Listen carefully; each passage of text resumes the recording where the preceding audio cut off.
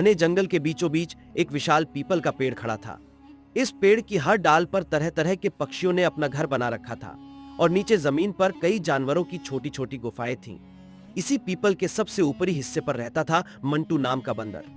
यार, यह मंटू कौन है? ये तो बड़ा मस्त बंदर लग रहा है। लग तो रहा है, लेकिन इसकी हरकतें देखो फिर बताओ। सुनो ध्यान से, कहानी अभी शुरू हुई है। मंटू की आदतें बेहद अजीब थीं। जहां बाकी जानवर सुबह से लेकर शाम तक अपने खाने पीने और घर की देखभाल में व्यस्त रहते, मंटू हमेशा अपनी डाल पर लेटा रहता। वो आलस्य में दिन भर सोता, कभी कभी फल तोड़ता और खा लेता और बाकी समय गाना गुनगुनाता।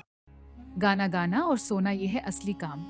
शांत रहो टमाटर, देखना आगे क्या होता है। मंटू के आलस्य की चर्चा पूरे जंगल में थी।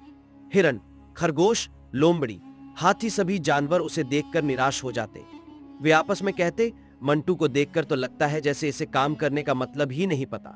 यह न अपनी मदद करता है और न किसी और की। लेकिन मंटू को इन बातों की कोई परवाह नहीं थी। वो सोचता, मेहनत करने वाले ही हमेशा थकते हैं। मैं तो आराम से जीवन जी रहा हूं, यही असली सुख है। अब तक सब ठीक है, लेकिन सुनो आगे क्या हुआ। एक दिन शेर राजा सुल्तान ने जंगल में घोषणा की कि जो जानवर सबसे मेहनती साबित होगा उसे खास इनाम दिया जाएगा। यह सुनकर सारे जानवर बेहद उत्साहित हो गए। हर कोई अपने अपने काम में जुट गया। लेकिन मंटू पर इस घोषणा का कोई असर नहीं पड़ा। उसने ऊंघते हुए कहा, इनाम विनाम मेरी किस्मत में नहीं है। आराम करना ही असली जीवन है।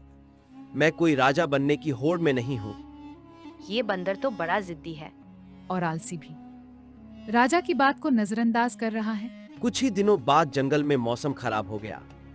काले बादलों ने पूरे आसमान को ढक लिया और तेज आंधी चलने लगी। बाकी जानवरों ने पहले से ही अपनी तैयारी कर ली थी। उनके पास खाने का पर्याप्त इंतजाम था और उन्होंने अपने घरों को मजबूत बना लिया था। लेकिन मंटू ने कुछ भी तैयारी नहीं की थी। वह सोचता रहा कि सब कुछ अपने आप ठीक हो जाएगा।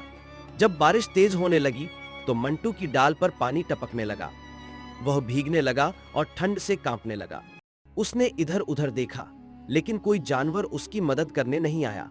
सभी जानवर अपने घरों में सुरक्षित थे। और अब मंटू के साथ क्या हुआ?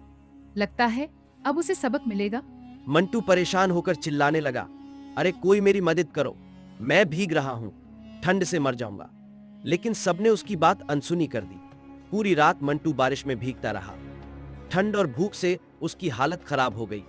अगले दिन जब बारिश रुकी तो मंटू बेहद कमजोर और थका हुआ लग रहा था।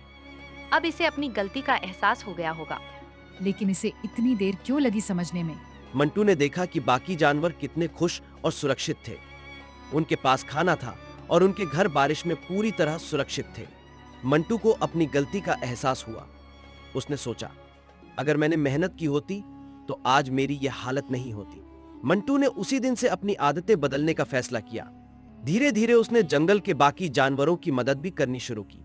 कुछ महीनों बाद शेर राजा सुल्तान ने फिर से जंगल में इनाम की घोषणा की। इस बार मंटू को सबसे मेहनती जानवर के रूप में चुना गया। मंटू, तुमने अपनी मेहनत और लगन से साबित कर दिया कि बदलने की ताकत हर किसी में होती है। वाह, मंटू तो हीरो बन गया। सच कहा, मेहनत का फल हमेशा मीठा होता है। अब बताओ, मंटू ने सबसे बड़ी गलती क्या की? मंटू ने मेहनत से बचने की कोशिश की और समय पर तैयारी नहीं की। और जब उसने मेहनत शुरू की तो सब बदल गया। मेहनत ही सफलता की कुंजी है। बिल्कुल सही, यही इस कहानी की सीख है। आलस हमें पीछे छोड़ देता है, जबकि मेहनत जीवन को बेहतर बनाती है। दोस्तों, इस कहानी ने सिखाया कि चाहे हमारी आदतें कितनी भी खराब क्यों ना हो, उन्हें बदला जा सकता है।